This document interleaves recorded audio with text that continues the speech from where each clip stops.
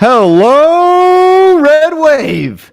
Welcome to Beware of Bulldogs podcast. My name is Caleb Nail. Joining me, the other host of Beware of Bulldogs podcast and a good friend of mine, Caleb Pletz. Mr. Pletz, how was the weekend, my friend? Oh, weekend was nice. Nice and warm here in Fresno, but spent some time in my pool, which was nice, and just hanging out, enjoying a lazy weekend before the football madness starts. Is there a TV outside next to your pool? I do have a TV outside on my patio. It's on, everybody. We are having swim parties at the Pletz house during football season. Sorry, that's it's happening. Today's show is a good one. We're talking conference madness. We have fall camp questions. I brought 3 from the offensive end. Caleb, you brought 3 on the defensive end, and there is time for you to get your questions in as well. You can follow us on Twitter at beware_Bulldogs. And the most recent post, or actually the second most recent, because now we are live on Twitter, the second most recent post, we have an area for you to comment, or you can call the BOB, the Bob hotline, at 559-419-0384. Once again, that's 559-419-0384. Leave us a voicemail. We get it. We'll play it, and then we'll go from there. That's brand new, so bear with us. We're still trying to figure out internet and all that stuff out here in the country, and now I'm trying to throw in this hotline. So I think that voicemail will be very interesting come football season. We get some live maybe post beverage reactions from some fans right after the game finishes. That'll be fun. Oh, it's going to be great. I can't wait. We're also going to touch on Bulldogs in the NFL training camps right now. Okay. We got the social media in, beware_Bulldogs on, is it X, Twitter? I don't know what it is. What? Yeah, I mean, Elon's just trying to do anything to, just, I guess, make things more difficult. So, is it still called Twitter, but the logo is just an X now? I don't even know. I don't know. Rob is in the chat. It's official. Robert Perez in the chat. What's up? He has some depressing news for the Big 12. I guess we are bust. We're going to talk about it right now. It's a great segue. Yeah, we'll see. Big news coming out of the Pac-12, Pac-9 now to the Big 12. Colorado has officially left. Not right now, but in the future. They're going to leave, and they're going to join the Big 12. The word around Fresno State is that the word I'm going to put on it is disappointment, because I think everyone wants to jump into the P5 or the P4. It's getting wild in here. But Caleb, let's just start with Colorado. There's 2 questions I have, and I have some stats. I looked up some numbers, I should say, about Fresno State compared to Colorado and some things like that. But I think the main question is, why Colorado? Right? Why would the Big 12 sign Colorado over any other schools or a dominant G5 school? Yeah, well, it's Colorado's going back to its ex-girlfriend. I mean, they were a member of the Big 12 for a long time, so maybe they always still had a mutual feeling for each other. I mean, I think geographically it makes sense. I mean, it's still kind of in that general area where most of the Big 12 schools are.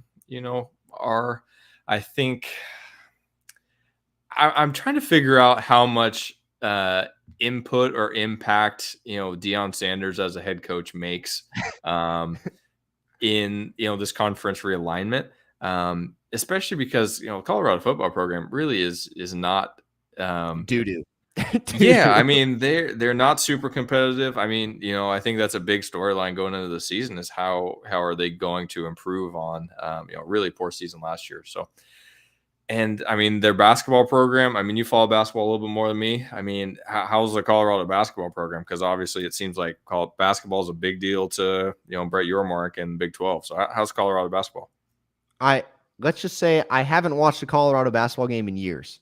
Okay. The last time I watched Colorado sports play was when we blew them out like 69-0 or something like that. Okay. Yeah. So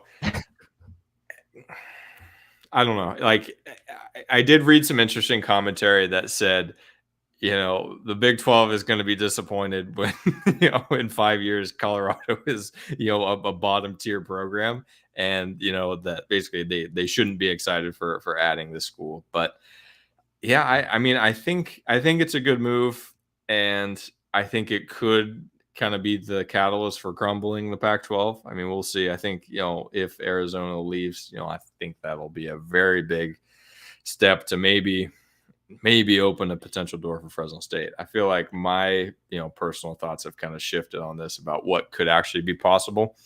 But if we're just sticking the commentary on Colorado, I think it's kind of strange, but geographically, I guess it makes sense. And they were a previous member. So, I guess, all the, schools there maybe are familiar with it. But at the same time, I mean, the Big 12 that Colorado left like 13 years ago, I think. I mean, it's a completely different conference. I mean, no Texas, no Oklahoma, no Texas A&M, no Nebraska. So, yeah, it's definitely a different conference.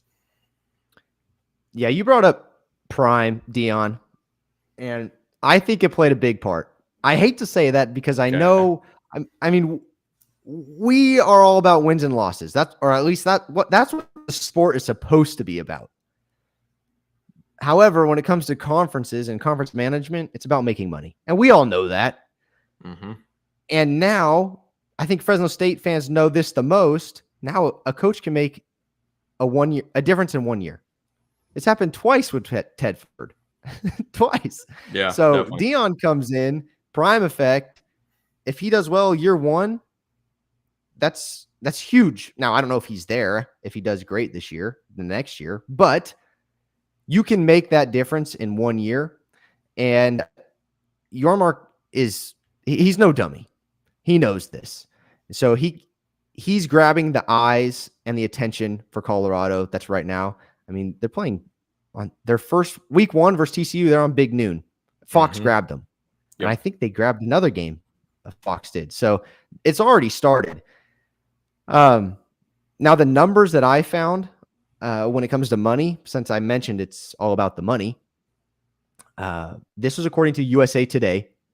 So I don't know what everyone's thoughts are on USA Today, but take it with a grain of salt. And I don't know if this is true or not, so correct me if I'm wrong. Gross profit for both schools, Fresno State was $54 million. This was last year. It was 22 or 2021.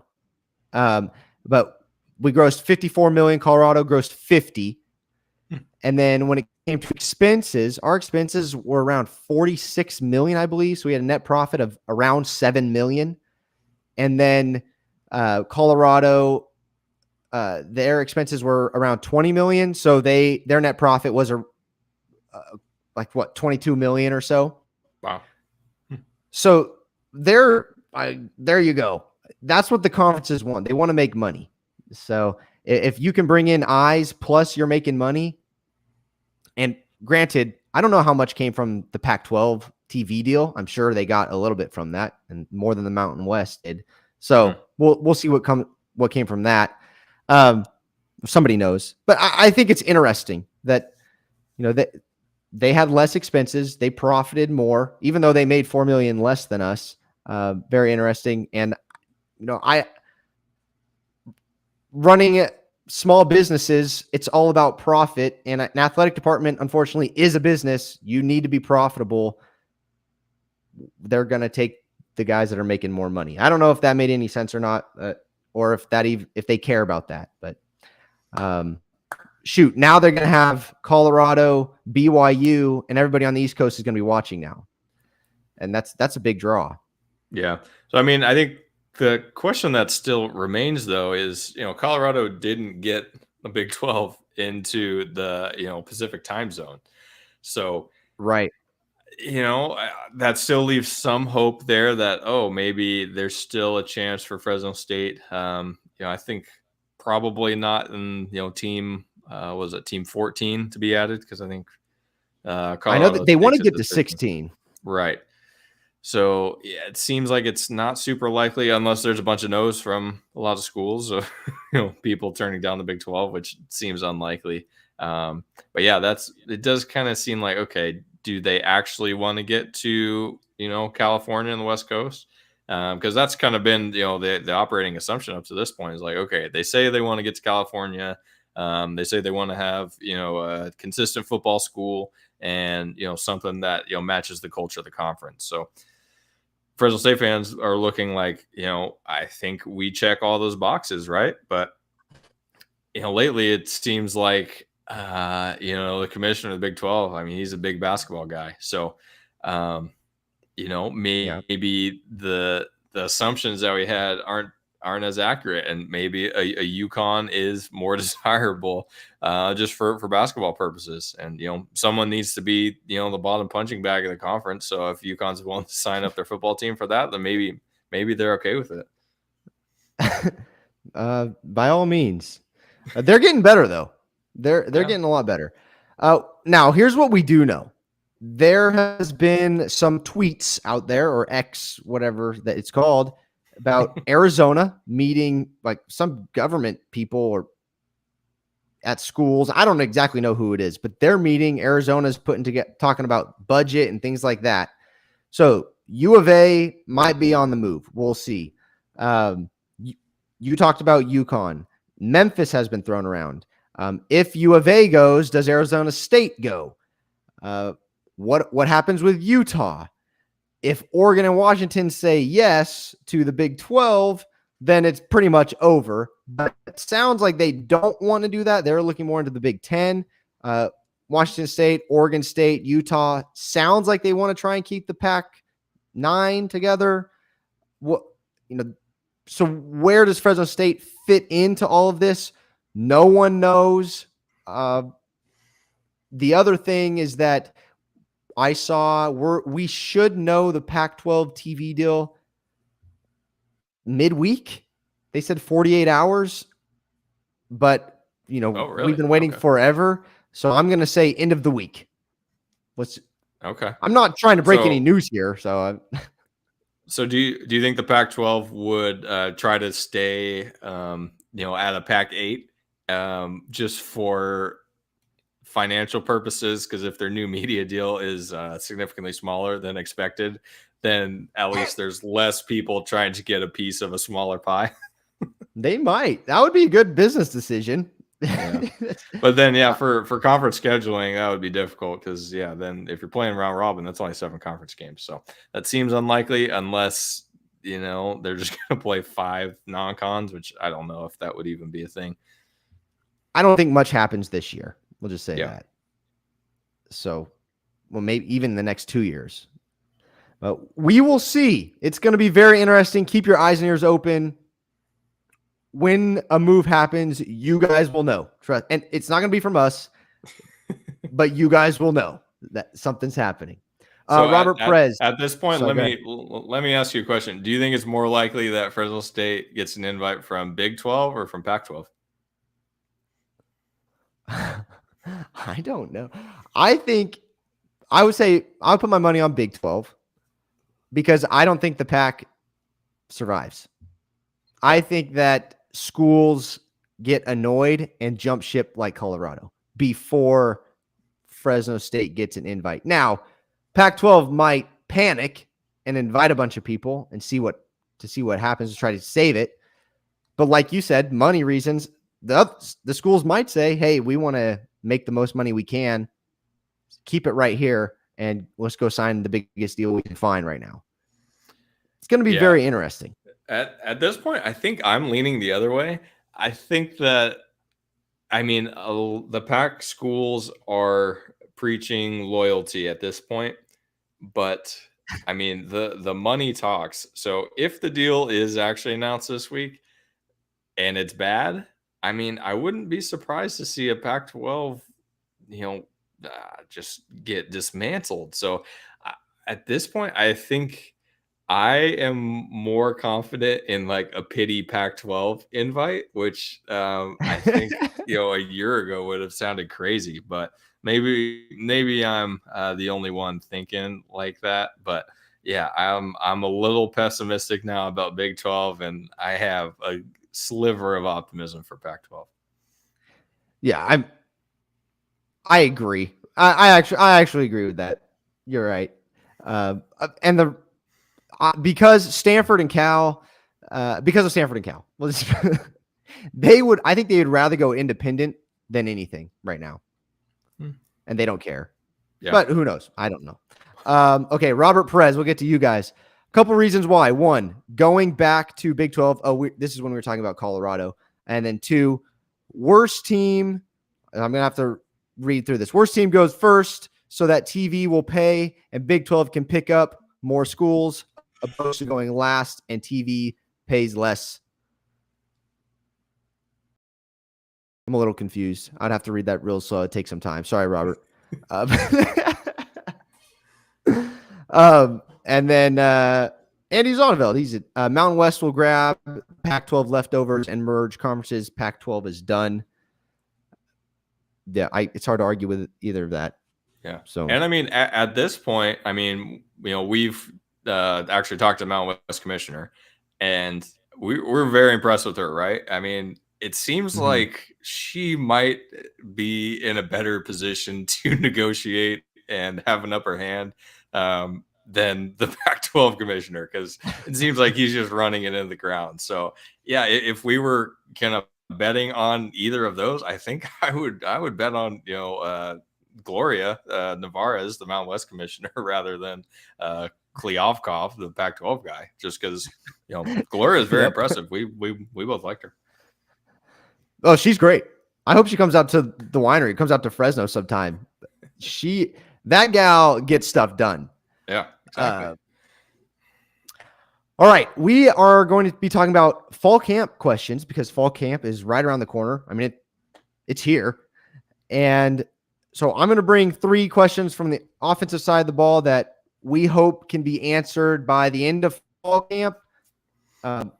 Sneak peek, probably not for my questions. I have the offensive side. Caleb, you have the defensive side, and then we kicked it to you guys. If you're in the comments, feel free to comment, or I also left it open on Twitter, and you could call the hotline and leave a message for next time if you want, if you didn't catch it this time. Okay, so my first question, Caleb, if you don't mind, I'll start. Yeah. And we'll go back and forth. Which quarterback separates from the pack? I think that's the most obvious question in fall camp. We've talked about it probably every episode. A lot of people talking about Mikey Keene from what we saw at the spring. I mean, I'll speak for myself what I saw at the spring preview. Probably I would expect Keene to jump to the head of the pack, but we'll see. And that question probably won't be answered by the end of fall camp. Like you said last episode, Caleb, it will probably be answered September 2nd at 9 a.m. So, but we are all curious, and we want to know what your guys' thoughts are as well on the quarterback situation, and who do you think will separate? Caleb, what's your thought on that question for fall camp? Yeah, I think that I would expect Keene to pull away and probably start, or at least have the majority of the first team reps. And, honestly, I kind of have him penciled in a number at QB1. I'm a little bit more intrigued. I think I kind of mentioned it last episode, or maybe the episode before. I'm more intrigued in, maybe the QB2 and QB3 battle, because Logan Fife has been in the program for a long time, but he's also kind of, maybe reached a ceiling. I don't know. Coach Tedford was ranked today, or maybe this week, the number 2 quarterback developer in the country. I think I saw Fresno State football post that. I thought that was a while ago. Didn't we talk about that a while so, ago? And then it came up on my timeline again today. So I don't know if they just reposted it or whatnot, but So I don't want to completely put a ceiling on Logan Fife just because of Tedford's ability to develop talent at the quarterback position. But I would love to see Joshua Wood separate himself from Logan Fife, and maybe Keene is still QB1, but we have a young gun that's next in line ready to step up, because I think if we're able to have someone really competing for those first team reps, I think that would be huge. So I'm more interested there to kind of see if there's any movement there behind Keene, because at this point I pretty much expect him to be the starter, but obviously the coaching staff's going to be denying that. All right, what's your question number 1 for the defense? Yeah, question 1 is, who is going to be able to create pressure? David Perales moving on to the NFL, and some other changes or departures on the defensive line, and even edge or linebacker pressure. Who's going to step up and be the playmaker that opponents need to be game planning for? So I'm really curious to see. Got a lot of newcomers and guys that have been on the depth chart for a little bit. Who is able to step up? I was thinking back to our talk with our defensive friends, Maurice Norris and Cam Lockridge. They mentioned Phoenix Jackson, and that he should be one of those guys, and to a CV. So we'll see. I think that's a great question. We're going to need it. Every team needs it. Definitely. Especially when a guy leaves. My next question is, will Pat McCann deliver on the offensive coordinator hype? So we've heard a lot of good things about Pat McCann. I agree with those things. I think Pat McCann can be great. And he was brought in by Tedford, I think, to be the OC. You don't bring in an offensive coach to just be a positional coach. I think all these guys, most of the time, are looking to get up the food chain and become OCs, head coaches, things like that. So I do think Pat McCann is ready, but by the end of fall camp, I'd like to hear that, that the plays are clicking with the players, or he's using guys in certain situations that are good for the team. There's a lot that goes on. We saw Kirby Moore. We saw it instantly, actually, his first game when he was calling plays, the difference. So what is the difference with McCann calling the plays, and how does that help hurt the team? What name are we going to be talking about a lot? So can Pat McCann deliver on the offensive coordinator hype? I think he can, but we're going to see during fall camp. And I'm sure we'll hear a lot about the offense, because there's not a lot returning, and we'll get to that soon. Yeah, that's a really good question. And I think that's something that's kind of been overlooked, at least maybe by us or others for the past, several months, is we have all these new, offensive playmakers that are going to need to be stepping up, but we also have a new play caller and kind of a new, wrinkle on the offense too, that we've kind of, have not talked a lot about. So, yeah, I was curious. Do you think that it's almost easier for Coach McCann to come in with, maybe less expectations, because, pretty much all the faces, on the offense are going to be new, or, haven't really had an opportunity to make a name for himself. So do you think that's easier because there's less expectations? Or, I mean, obviously it'd be better if he had Jake Haener as his quarterback coming in, right? Yeah. Yes. I think it'll be easier for McCann, because we also shouldn't forget that he wasn't calling the plays, but he was communicating the plays to the offense last year. Kirby was in the booth. Pat McCann was on the field. I don't know if he was signing, or, we saw him talking to the guys a lot. Actually, he was actually doing the physical motions and speaking the plays to the players. So I don't think it's going to be anything new for him. Now he just has total control. So let the guy work. Let him cook, as they say on the basketball court. All right, your question number 2. So second question is, about the depth at defensive back.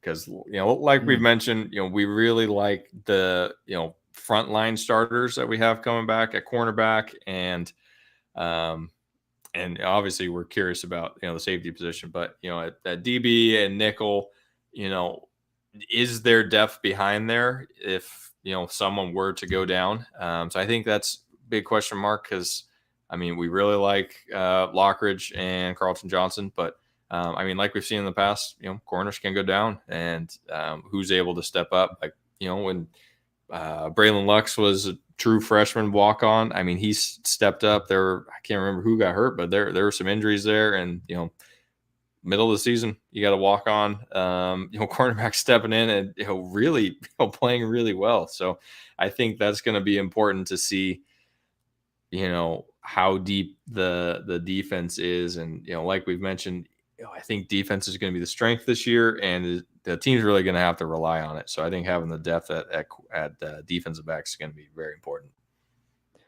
Yeah, I agree. You're bringing up good points with the second string quarterback, then the backups for DB. We've heard about Alzillian Hamilton. A lot of guys are excited about him. Mm-hmm. It's going to be interesting. Well, it should be a lot of fun. So my third question got poached by a couple people on social. So I changed mine last minute change here, and it's a cop out. Can we stay healthy during fall camp? Please, no injuries. Yep. It's kind of a rhetorical question because you can't answer that one. But can we please? It's almost me asking them. Please stay healthy.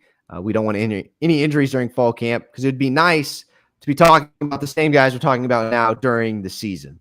Totally. Week 1. Yep. That was my cop out. What's your question 3? And then we'll get to your guys' questions. Yep. Question 3, kind of a cop out too. I went special teams. Who is going to, be the returner? That's going to be electric. Because I feel like last year we got the taste with Nico. Just like, wow, like special teams can actually be a weapon and not just something where we're calling the fair catch. So hopefully that trend continues and someone is able to step up, whether that's an Eric Brooks or one of the transfer wide receivers that are coming in that supposedly have, return experience and ability. I think, that's going to be a really interesting development. But yeah, I don't know how much, special teams will, get to see in fall camp or that'll be, reported on. So that might have to wait until, September. But that's a huge question I have because, Nico is electric, and, we'll mention him a little bit more about what he's doing now with the Chiefs, but big shoes to fill. Yeah, that's a good question. Because during the Hill days, we're known as special teams, and I think it's starting to come back. Well, Baxter is the reason why, and it's really exciting. Okay, to you guys. Deuce Trey Sniper asks, quarterback play for sure. Open competition at quarterback, ? Yes. That's the short answer. Yes. As far as we know. John Nail, probably related to me. How many returning starters from last year are still in the program? There are 4 offensive starters and 7 starters on the defense returning. Now, if it's a different question on guys that have starting experience, because Keene did start at UCF if he gets a starting job. He had starting experience at UCF. Fife technically started here, so that's true. But Caleb and I were looking, and it looks like it's 3 offensive linemen and a wide receiver. Those are our offensive starters, are the 4. Next, Daniel Dyke. Who's most likely to step up at wide receiver other than Brooks? That is a good question. I was thinking about this. We really need an X or a 1. And I have heard either Josiah Freeman or who's the other one that we didn't see last year? Freeman and Jalen Moss. Moss, yes. Yeah. I would assume it's one of those guys.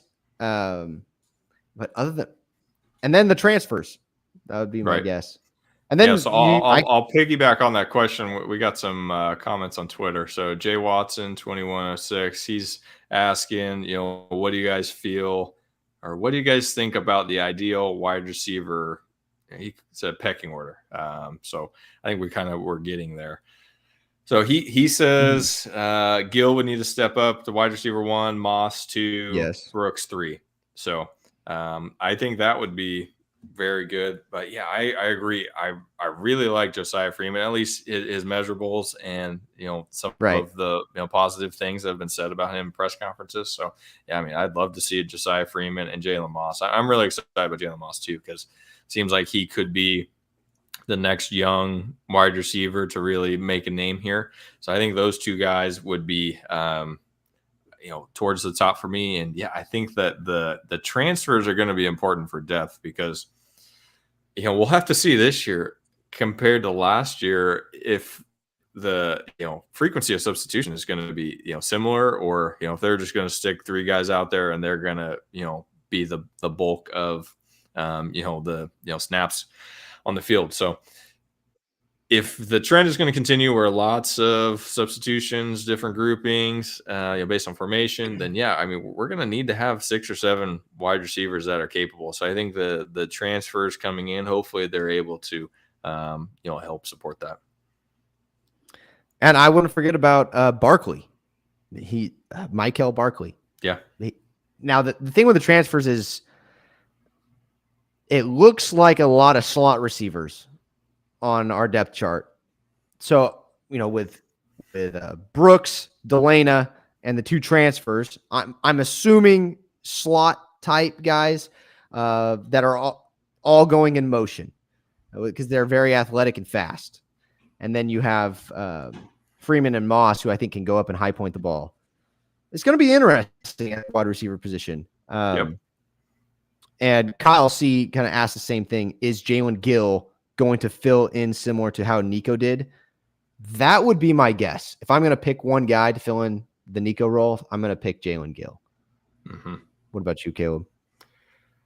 Yeah, he would be a very good guess, because I don't think Brooks is going to be used in that way. I mean, he's definitely shown that he can be a very reliable slot target. And so if that's the expectation of just being a reliable slot target, then I think Brooks can definitely step in and fill Remigio. But on the return game, I don't know. I mean, we've never seen Brooks, field a punt or, take a kickback. So really big question mark there. So at least on the receiving end, I feel pretty confident about him being able to step up and be a really solid option in the middle of the field.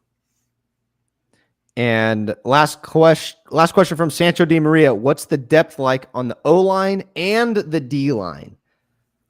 Depth on O-line. What I do know is that Nate Meyer, he has left the team. Mm-hmm. We did get a walk-on or a commit from Kingsburg, I believe. There's a walk-on from Kingsburg? Yeah, walk-on.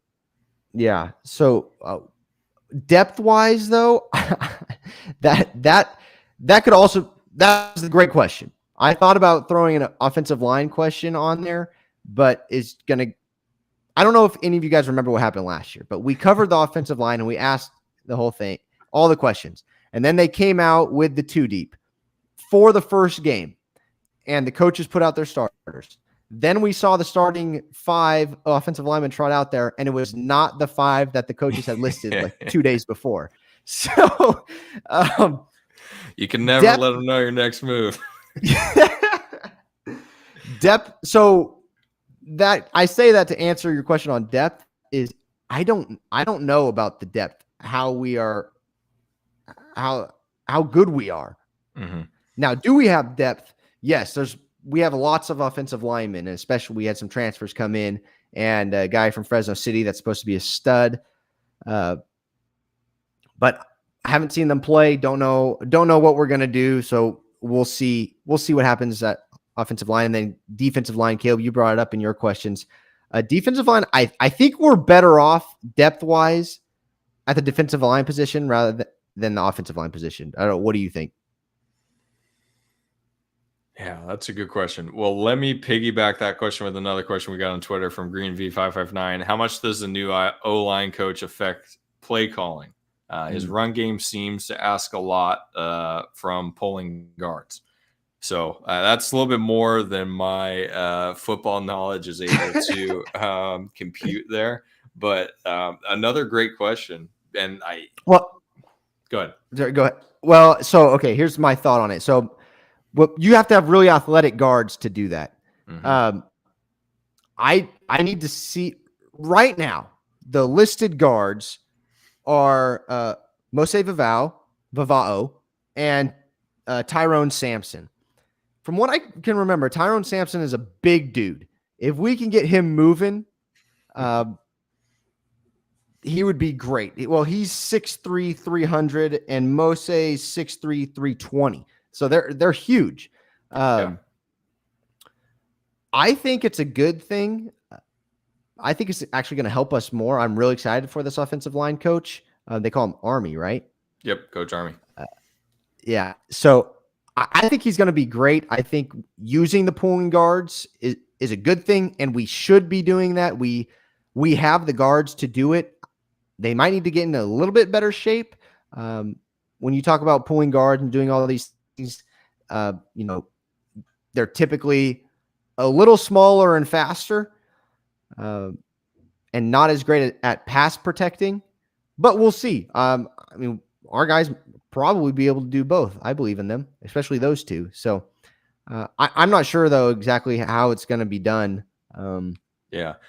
So, but going back to your question that you asked, which I feel more confident in, I think I'm going to go offensive line, which is kind of surprising because, it has definitely not been a strength of the program lately. But I do think that the new offensive line coach can make a difference, and especially with maybe just thinking differently than maybe some of the previous O-line coaches.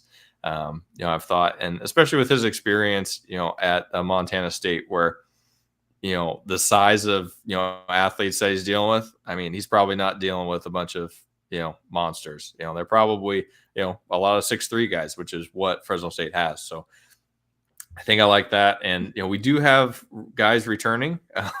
We did lose a couple, mainstays there, like Dante Bull and, gosh, who was the center that went to Central Florida? I can't remember his name. But anyways, it's okay. He left. It's fine. Okay. So we got a follow-up. Follow-up D-line question. Jay Watson asks, do we think Ezra Christensen can start at the end? I don't think so. I think we have Devo, and I believe Isaiah Johnson is the starter. And then you have Phoenix Jackson and Tuasivi, who sounds like they're moving there. So you got to beat out those four guys. I don't think he's going to do it. I think he'll get playing time, but I don't think he starts. Yeah. He looks like a beast, though. I mean, he was on the Instagram this week working out, and I mean, he's a monster. So I have really high hopes for him. I mean, maybe it's a development year for him because I think he played 1 year junior college ball. So definitely it's an adjustment in terms of speed, but I think physically he definitely could be a problem for opposing offenses. So yeah, that would be awesome to see him really step up and separate himself. Yeah, it'd be great. He might get a start. He might, but consistently, I don't know. Who knows? That's why depth at D-line, I listed all those edge guys. I think we're going to be okay on the edge. Now, D-tackle could be another question. Who we have? Johnny Hudson and Lightfoot. Mm-hmm. So we'll see. Those are the only two I can remember in the middle. We'll see if we can clog it up there. Yeah. Exactly. Okay. Anything else on Twitter, Caleb? Yeah. Single-use plastics. Yeah. Single-use plastic. So he would love to have 2 healthy, productive offensive tackles. Agree. Let's see. Green V559 said Charles Smith and Rodney Wright Sr. were very good Smurfs, in his words, with a big outside like Bernard Berrien or Paul Williams. That was going back to the wide receiver topic and who we think or what type of configuration we're hoping for. And I think that's about it.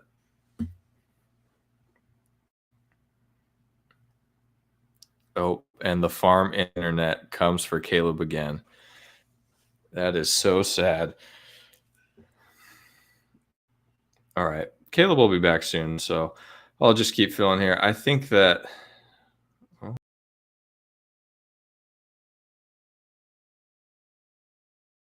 Trey Watson. Yeah. I think Trey definitely has the opportunity to be, an experienced leader on this team. And we've talked to him here, so hopefully you guys can go back and listen to that if you haven't already. But yeah, I think Trey Watson will hopefully be a big factor on offense. And we have the return of the other Caleb, the farm Wi-Fi got him again. It went out completely. I lost total internet. I'm so sorry, guys. So I missed it. That's fine.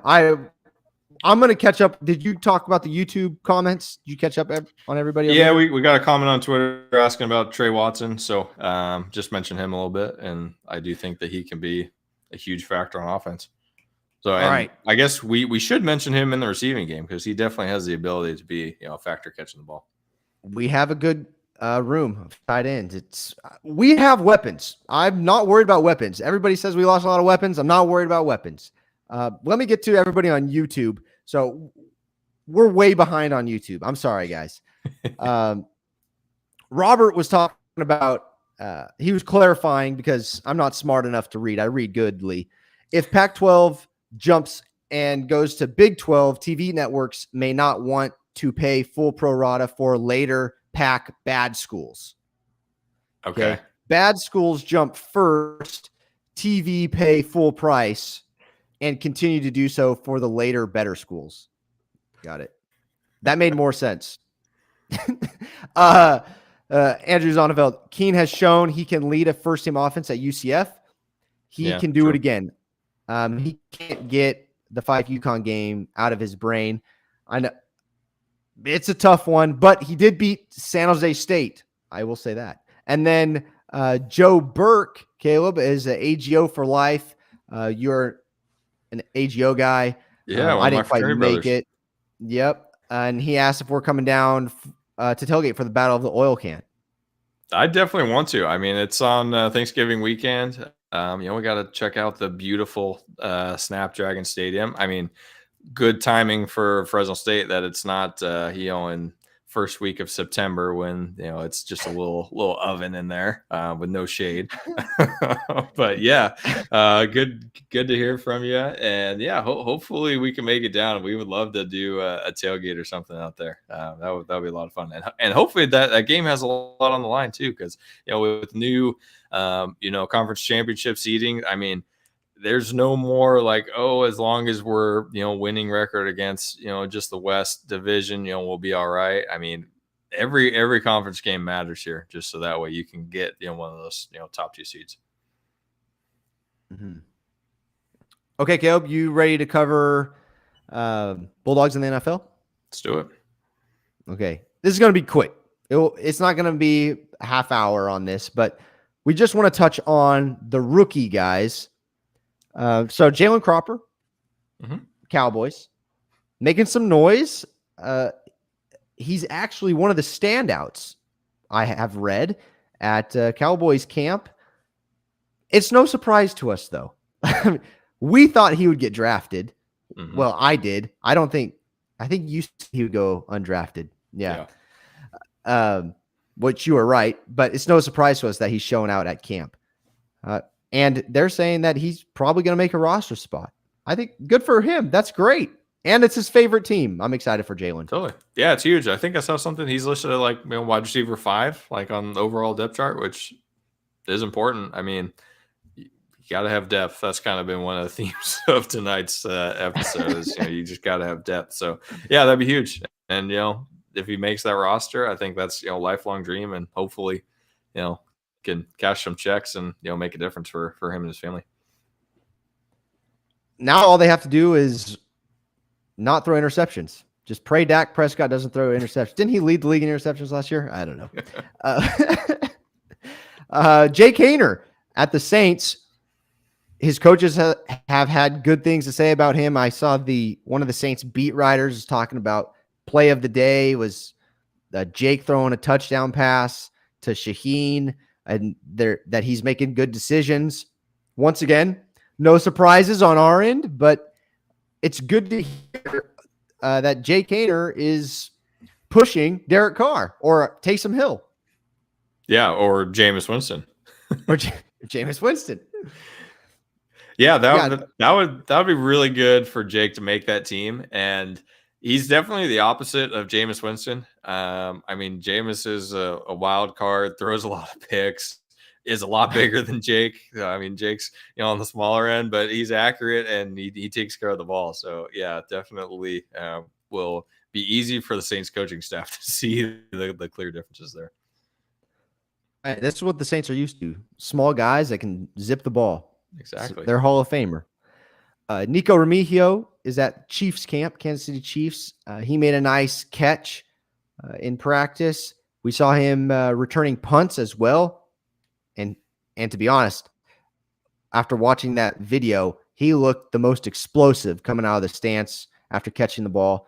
I would not be surprised if he starts, returning punts and kicks in Kansas City. I don't know if he makes the team just because of the depth there, but if Patrick Mahomes likes him, he'll make the team. Yeah, but definitely. I'm excited for him. Yeah, or even just a spot on the practice squad because that's true. But I mean, yeah, his speed and quickness definitely you can see him playing in Kansas City. It's like, yep, that seems like a guy that Mahomes is going to throw some crazy, pass to, and Nico's going to make a bunch of guys miss. So yeah, definitely hoping that he's able to make that roster. And Kevin Atkins, a former D tackle. I think did he play in the XFL or the USFL? I don't remember which one. One of them. He just signed with the Giants, New York Giants. So he'll be working out with them and working for a roster spot. Now somebody correct me on this if you watch XFL or USFL. I think the team he was on won the championship or made the championship. Could be wrong. I don't know. Yeah, I have no idea. Zonderveld says Jake was drafted. He's making the team. Yeah, good point. That's true. Yeah. Anything else, Caleb, on Twitter or that got brought up that we need to Let's see. Jay Watson says, in Keene we trust. We know, y'all know, Purdue knows, and it ain't going to matter. And F Bulldogger says, bring back the sledgehammer. Now that is a good suggestion. Wow. I mean, that's the old Pat Hill days of, bringing the sledgehammer down the ramp. That would be good. But what's the line between, a good tradition or, living in the past? Because, does the team need to create their own, identity or thing that, they do, or do they need to go back to just something classic like sledgehammer? It's a good point. I always think about that. I don't know. I don't think it's going to hurt. I think our defense is going to bring the hammer no matter what this year. And there you go. You know what's really scary is when a dude with a really dark visor is holding the sledgehammer over his shoulder. That is terrifying. Might as well. Definitely.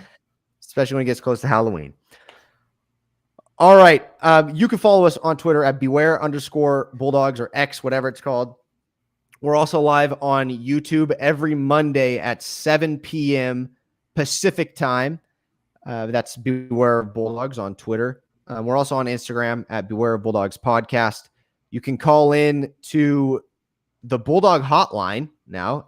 It'll go straight to voicemail. You can, whatever you want, you can leave it. I'm actually going to show you an example really quick before we leave here. Someone called in, and I'm just going to play it real quick. It's midway through. So my question for you is, when will Caleb Nail get decent internet? It's a good question. Wow. Very good question. Yeah, that's how it's going to work. And we can play it here. So that number again is 559-419-0384, 419-0384. You can call and leave a message there. And anything else that I need to cover. Well, we got like 5 days left to buy our whiteout shirts. So definitely Yes. go to the website, buy the whiteout shirt, because September 9th against Eastern Washington, it's a whiteout game. So I know I don't have a white Fresno State shirt that I would wear out in public. So definitely pick up one from Beware Bulldogs and, support the show and also support the Dogs by wearing white. BewareBulldogs.com. Click on the shop. If you want to pick up, I will be there at Givali Winery whenever you want to pick them up, and I'll hand them to you. Just use code PICKUP23. Coupon code PICKUP23. You'll get rid of the shipping cost, and then you can message us if you have email. If you don't have social and it's just email, you can email us at bewarebulldogspodcast@gmail.com and let me know what day you want to be there, and I'll meet you there. That's coupon code PICKUP23, and you can meet us at Givali Winery. Okay, I think that's going to do it, Caleb. Yeah, I think that'll be it. I mean, fall camp starts on Thursday, so hopefully we'll have an early report, next week to maybe share some, different insights that are available. We'll see. But yeah, looking forward to it. I mean, season's like a month away, which is awesome. So we're gearing up for it, and yeah, stay tuned for more. All right, Bobby says if the team beats Purdue, Caleb's got to keep the bad internet. You got it, Bobby. I'm sticking. If we win, I'm sticking with it. Stay safe, stay healthy. God bless. Thanks, everybody. And as always, go Dogs. Go Dogs.